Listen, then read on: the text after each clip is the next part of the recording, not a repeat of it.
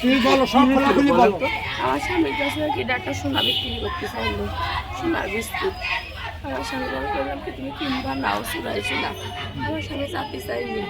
আমার বন্ধু দিয়ে ওখানে ডাকা হয়েছে, ওর বন্ধু গেছে আমি অসুস্থ, একটু তাড়াতাড়ি আয় না। ও গেছে, যাওয়ার পরে তো আর আমার ফোন ধরিনি, ফোন ধরিনি। আমার স্বামী ওইটা কিনতে চাইনি, আমার স্বামী কইছো চুরাই মাল আমি কিনবো না।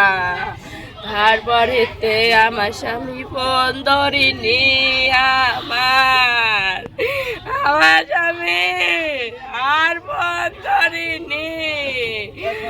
হাসপাতাল আসছি আমরা, এখনো সেরকম কিছু শুনিনি, জানি না। কি শুনেছে কি? ওটা হচ্ছে আমাদের হচ্ছে খাওয়াতে ভাড়ায়, নাম আলামিন।